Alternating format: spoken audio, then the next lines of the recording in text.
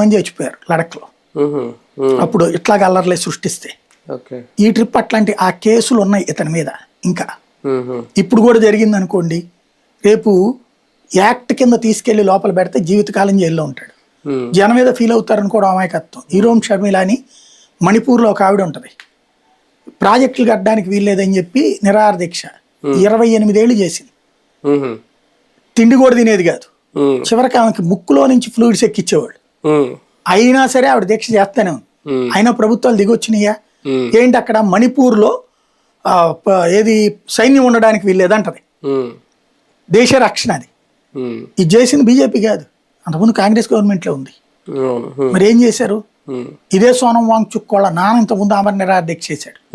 లడక్ ప్రతిపత్తి, లడక్కి స్వయం ప్రతిపత్తి ఇచ్చేయండి అంటే సరిహద్దుల్లో ఉన్నదాన్ని దేశంగా వీళ్ళకి ఇచ్చేస్తే వీళ్ళు ఏలుకుంటారు. ఇంకోటి ఎవడు, ఈ సోనం వాంగ్చుక్ ఎవడు, కాంగ్రెస్ నాయకుడు కొడుకు. ఇతను రాజకీయం ఉంది అందులో. మోడీ విషయంలో కాస్త మొండిగా వ్యవహరించారనుకోవాలా? పరిస్థితిని చూసి ఒక మెట్టి ఏమైనా దిగారా? ఒక సిస్టమేటిక్ గా, అంటే అసలు దరిద్రులు ఎవరో బయటకు వచ్చేదాకా ఆగారు.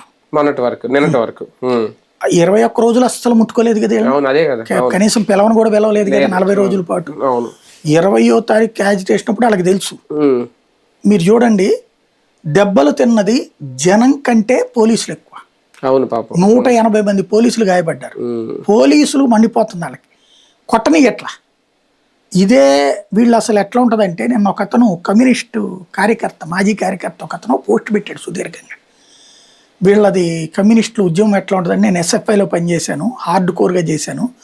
ఎస్సీ విద్యార్థుల హాస్టల్స్ దగ్గరికి వెళ్ళాము, ఒక ఏడాది పాటు హాస్టల్స్కి వెళ్ళి అక్కడ చూస్తే, నేను ఎస్సీ అబ్బాయిని, ఎస్సీ మా నాన్న, కాకపోతే గవర్నమెంట్ ఎంప్లాయీ కాబట్టి నాకు ఎప్పుడు కష్టం తెలియదు. అక్కడికి వెళ్తే పురుగులు అన్నం ఏంటి, ఎలకలు కొరకడం ఏంటి, ఇంత దారుణమైనటువంటి నరకాన్ని, ఆడపిల్లల లైంగిక వేధింపులు ఇవన్నీ చెప్తుంటే కళ్ళెమ్మ నీళ్ళు వచ్చినాయి.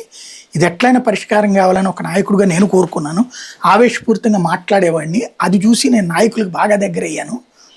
తర్వాతన రాజశేఖర రెడ్డి ముఖ్యమంత్రిగా ఉన్నప్పుడు చలో హైదరాబాద్ పిలిపించారు. ఈ పిల్లలందరినీ ఎవరైతే నాకు ఆ రోజున చెప్పారో వాళ్ళందరినీ ఎంటబెట్టుకుని వెళ్ళాం. తీరా చూస్తే ధర్నా అన్నోళ్ళు అకస్మాత్తుగా అసెంబ్లీ ముట్టడన్నారు. అసెంబ్లీ ముట్టడంటే అసెంబ్లీలోకి ఎవడ రానిస్తాడు.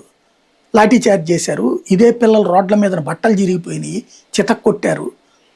వాళ్ళనందరినీ వెంట పెట్టుకుని వెనక్కి వచ్చాక మళ్ళీ ఈ ఉద్యమం ఏ ఆమరణ నిరాహార దీక్షకి వెళ్ళాలి అని నేను తపన పడతా ఆఫీస్కి వెళ్తే, ఆఫీసులో వాళ్ళందరూ